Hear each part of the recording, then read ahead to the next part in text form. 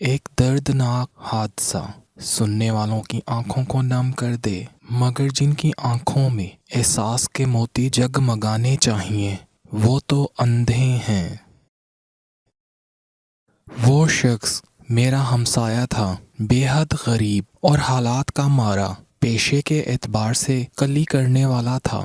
یہ ایسا کام ہوتا ہے کہ کام آ گیا تو پیسے مل گئے، ورنہ پورا دن کبھی تپتی دھوپ میں تو کبھی سخت سردی میں اپنا سامان رکھے فٹ پاتھ پر بیٹھے سارا دن گزر جاتا ہے۔ رزق اور روزی کے انتظار میں آخر تھک ہار کر اپنا سامان سمیٹ کر خالی ہاتھ جب اپنے گھر لوٹتے ہیں تو ان کے کشکول میں اتنے پیسے بھی نہیں ہوتے جتنے ایک گداگر کے پاس ہوتے ہیں۔ بس حلال کمانے اور محنت مشقت کا لقمہ ایسا منہ کو لگا ہوتا ہے کہ یہ تھکاوٹیں اور مایوسیاں انہیں تھکنے نہیں دیتی، کسی کے سامنے ہاتھ پھیلانے نہیں دیتی۔ بس یہی ایک بات اگلے دن پھر سے ان کی ہمت بڑھا دیتی ہے۔ آصف کا کام بالکل ٹھنڈا پڑا تھا، اوپر سے یہ ستم کہ اس کے 10 سالہ بیٹے کا ایکسیڈنٹ ہو گیا۔ ایک تیز رفتار گاڑی کی ٹکر نے اسے بچپن میں ہی معذوری کا شکار کر دیا تھا۔ وہ جس نے بڑے ہو کر ماں باپ اور بہن بھائیوں کا سہارا بننا تھا، وہ خود بے ساکھی کا محتاج ہو گیا تھا۔ سخت سردیوں کے دن تھے، ایسی شدت والی ٹھنڈ جو زخموں کو خراب کر دیتی ہے اور پھر پوری ٹانگ بری طرح سے متاثر ہوتی تھی۔ مناسب علاج معالجہ میسر نہ ہونے کی صورت میں تکلیف بڑھتی گئی۔ ہمسائے ہونے کی وجہ سے ان کے گھر کی دیوار ہماری دیوار سے ملی ہوئی تھی۔ جہاں کبھی خوشی میں ان کے کہہ کے ہمارے گھر کی دیوار کو بلا اجازت پھلانگ کر اندر آ جاتے تھے، وہاں ان کی آہ و بکا بھی سماعتوں میں سیسا بن کر اتر جاتی تھی۔ میرے گھر میں بھی کوئی خاص خوشحالی نہ تھی، مگر پھر بھی آصف کی نسبت حالات بہتر تھے۔ فرق اتنا تھا کہ میرے گھر میں 2 وقت کی روکھی سوکھی روٹی مل جاتی تھی، مگر اس کے گھر تو اکثر فاقے ہوتے تھے۔ میں اکثر اس کے بیوی بچوں کے لیے بچا کچا کھانا لے جاتا تھا اور کبھی کبھی 150 اس کے بیمار بیٹے کے ہاتھ پر رکھ آیا کرتا تھا۔ میں جانتا تھا کہ اس 150 سے بھلا کیا فائدہ ہوتا ہوگا۔ انہیں علاج کے لیے خاصی رقم درکار تھی۔ ویسے بڑا ظلم کیا ہے اس گاڑی والے نے۔ میں جب بھی ان کے گھر جاتا تو ان کی پریشانی دیکھ کر وہ حادثہ میری نظروں کے سامنے تازہ ہو جاتا تھا، جس کا چشمدیدہ گواہ نہ صرف اس معذور بچے کا باپ آصف تھا، بلکہ میں خود۔ مینار پاکستان لاہور میں کسی سیاسی لیڈر نے عظیم الشان جلسہ کیا تھا۔ وہ جلسہ اس قدر شاندار تھا کہ ہر خاص و عام ہی اسے دیکھنے کے لیے بے قرار و بےتاب ہو رہا تھا۔ جب دوسرے شہروں سے لوگ آ رہے تھے تو پھر لاہور کیوں مرحوم رہتا۔ آصف اور میں نے بھی جلسے میں جانے کا پروگرام بنا لیا۔ ویسے بھی پورا شہر تو جلسے میں مگن تھا۔ ہم مزدور طبقے کو کام اس دن ملنا ہی کیا تھا۔ خالی خولی فٹ پاتھ پر بیٹھ کر خون جلانے سے بہتر تھا کہ تھوڑی سی تفریح ہم بھی کر لیتے۔ آصف کے بیٹے نے بھی ساتھ جانے کی ضد کی اور ہمارے ساتھ ہو لیا۔ واپسی پر بھی لوگوں کا ہجوم اس بری طرح سے منتشر ہوا کہ پاؤں رکھنے کی جگہ نہ مل رہی تھی۔ لوگ ایک دوسرے کو دھکے مارتے کچلتے ہوئے پاگلوں کی طرح بھاگ رہے تھے۔ اسی اثنا میں کچھ نیو ماڈل کی مہنگی چمچماتی گاڑیاں لوگوں کے ہجوم کو چیرتی زن کر کے نکلیں۔ گاڑیوں کی شان بتا رہی تھی کہ یہ انہی بڑے بڑے لیڈروں کی تھیں جو ابھی کچھ دیر پہلے اسٹیج پر چڑھ کر گلا پھاڑ پھاڑ کر عوام کی ہمدردی میں اپنے منہ سرخ کر رہے تھے۔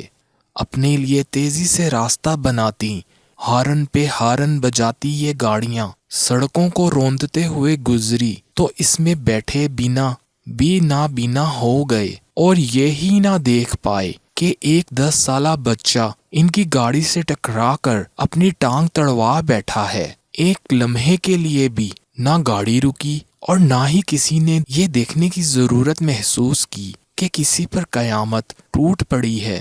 اس عظیم الشان جلسے کو دیکھنے کی خواہش اس معصوم بچے کو کتنی مہنگی پڑی ہے۔ عاصم سڑک پر پڑا درد سے کرا رہا تھا۔ وہ تڑپ تڑپ کر روتے روتے بے ہوش ہو گیا۔ اس نفسا نفسی کے عالم میں کسے ہوش تھا کہ ایک غریب بچہ حادثے کا شکار ہو گیا تھا۔ وہ غریب جس کی حیثیت اس ملک میں کیڑے مکوڑے سے زیادہ نہیں ہے، کون کرتا اس کی داد رسی؟ کون اسے سہارا دیتا اور ہسپتال پہنچاتا؟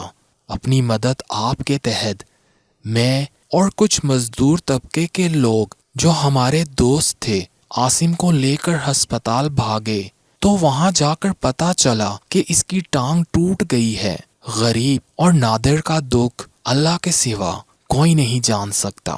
جس پر کوئی مصیبت یا بیماری کا عذاب آئے اور اس کے پاس پیسے نہ ہوں، نہ ہی علاج کے لیے اور نہ ہی دوا کے لیے، ہسپتال میں موجود نام نہاد مسیحاؤں نے منہ پھاڑ کر اچھی خاصی رقم بنا دی، اور جب آصف مطلوبہ رقم ادا نہ کر پایا تو مسیحاؤں کے روپ میں چھپے ان قصائیوں نے ایک احسان عظیم کیا کہ ایک عدد بیساکھی عاصم کو تھما دی اور کہہ دیا جب رقم جمع ہو جائے تو علاج کروانے آ جانا، ورنہ زخمی ٹانگ مزید خرابی بھی پیدا کر سکتی ہے۔ ہم غریبوں کی یہی قسمت ہوتی ہے، سسک سسک کر جیو اور پھر ایڑیاں رگڑ رگڑ کر مر جاؤ۔ بیٹے کی بڑھتی ہوئی تکلیف کو دیکھ کر آصف بس یہی کہہ پاتا، اور میں سن کر بھی کچھ نہیں کر پاتا تھا۔ ہماری بستی کے سامنے بہت وسیع و عریض میدان میں کسی تقریب کی تیاری کی جا رہی تھی۔ سجاوٹ و آرائش کا اس قدر اعلیٰ انتظام تھا کہ جیسے پیسہ پانی کی طرح بہایا جا رہا تھا۔ یہ خطہ رنگ و نور سے منور تھا، یوں جیسے زمین کا وہ حصہ کسی روشن چراغ کی مانند جگمگا رہا تھا۔ سارا دن لگا کر شام تک تمام کام مکمل ہوا۔ اس کے بعد میوزک اور ہلے گلے کا وہ سماں پیش کیا گیا کہ علامہ پتہ کرنے پر معلوم ہوا کہ علاقے کے نو منتخب کونسلر کے اکلوتے بیٹے کی شادی تھی۔ یہ وہی کونسلر تھا جس نے ابھی 2 مہینے قبل اپنے مرحوم باپ کی 40ویں کا اہتمام اس قدر شاندار کیا تھا کہ وہ 40واں کم کسی ولیمے کی تقریب کا گمان ہو رہا تھا، تو پھر یہ تو شادی کی تقریب تھی۔ اس کا عالم کیا ہوگا؟ میوزک کی بے ہنگم آوازیں رات بھر سماعتوں میں زہر گھولتی رہیں۔ آتش بازی کے وہ مظاہرے کیے گئے جو میں نے اپنی زندگی میں پہلے نہیں دیکھے تھے۔ رات کا وقت تھا مگر دن کا سماں تھا، اتنی روشنی تھی۔ آصف کا بیٹا بہت تکلیف میں تھا، اس کی ٹانگ کا زخم خراب ہو چکا تھا۔ اس کے ماں باپ بیٹے کی تکلیف پر تڑپ رہے تھے مگر بے بس تھے۔ میں نے انہیں حوصلہ و تسلی دی مگر انہیں مؤخذ میرے ٹوٹے پھوٹے الفاظ کی ضرورت نہیں تھی۔ یہ وہی کونسلر تھا جس کے آفس میں ہم کچھ روز قبل مدد مانگنے گئے تھے مگر واپسی پر اپنا کشکول خالی لے کر آ گئے۔ اپنے بیٹے کی شادی پر کروڑوں خرچ کرنے والے سخی بادشاہ کونسلر نے مدد کے لیے کیوں منع کیا تھا؟ وجہ یہ بیان کی تھی، اصل میں 1 ماہ ہوا ہے مجھے عہدہ سنبھالے ہوئے، میں بغیر تحقیق کے کسی کے علاج معالجے کے لیے خسیر رقم نہیں دے سکتا۔ مجھے آپ لوگوں کے ساتھ پوری ہمدردی ہے۔ اس سخی بادشاہ نے مزید یہ کہہ کر ہمیں رخصت کیا کہ پورا پروسیجر ہوگا جس کے تحت پہلے ٹیم آپ کے گھر آئے گی، آپ کے بیٹے کی بیماری کی حقیقت معلوم کی جائے گی۔ جب تصدیق ہو جائے گی، جس پر میں مکمل تصدیق کے بعد دستخط کروں گا، پھر یہ درخواست آگے متعلقہ ادارے میں بھیج دی جائے گی، پھر وہاں سے منظوری ہوگی اور پھر مکمل تسلی کے بعد آپ کے بیٹے کا علاج کروایا جائے گا۔ اور اس سارے معاملے پر کم از کم 2 ماہ درکار ہیں، اور ویسے بھی میرے بیٹے کی شادی ہے اور شاید میں چھٹیوں پر چلا جاؤں۔ یہ بھاشن دے کر ہمیں ایک ایک کپ چائے پلا کر رخصت کر دیا، اور اب یہ شاہانہ تقریب و ہنگامہ رات کے 10 بجے 4 ہمدردی کے بول بول کر میں مغموم سا ہو کر گھر آ گیا۔ آتش بازی دیکھتے، میوزک کے ہنگامے سنتے سنتے نہ جانے کب میری آنکھ لگ گئی، اور اس بات سے بے خبر کہ کب آصف کے گھر والے عاصم کی موت پر بین ڈالنے لگے۔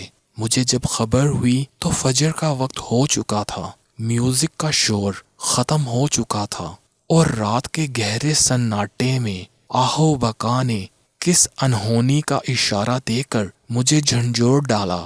آصف کا بیٹا تڑپتا بلکتا اس جہاں کو چھوڑ کر جا چکا تھا۔ کوئی قیامت نہیں گزری، رات گئی اور صبح ہو گئی۔ زندگی تو معمول کے مطابق رواں دواں تھی۔ کسی کو پتہ بھی نہ چلا کہ کسی سیاسی لیڈر کی گاڑی کے حادثے میں ایک پھول کھلنے سے پہلے مسل دیا گیا۔ ویسے بھی خبر لیتا ہی کون؟ یہ کوئی وہ زمانہ تو نہیں جب امیر المؤمنین رات بھر علاقے کا گشت کیا کرتے تھے، یہ جاننے کے لیے کوئی بھوکا تو نہیں، کوئی بیمار تو نہیں، کوئی تکلیف میں تو نہیں۔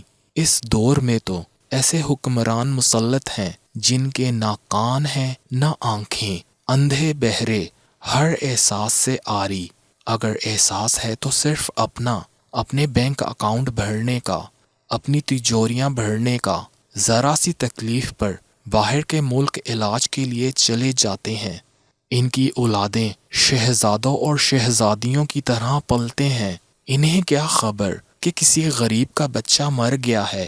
یہ لوگ جدی پشتی، بادشاہ، وزیر، ان کے بچے شہزادے اور شہزادیاں، اور ہم غریب، ان کے ملازم اور نوکر۔ اقبال بلند رہے عمرہ اور ان کے بچوں کا، سلامت رہے شہزادی مریم، اونچا شملہ رہے بلاول کا، جگ جگ جیے حسن و حسین، خوشیوں کو آنچ نہ آئے آصفہ اور بختاور کی۔ ان کے خزانے بھرے رہیں اور عوام چاہے خالی کشکول لیے عمر بھر 2 وقت کی روٹی اور علاج کے لیے بھیک مانگتی رہے، اور پھر آخر یہ بیکاری ایک دن مر جائیں اور کسی کو خبر بھی نہ ہو۔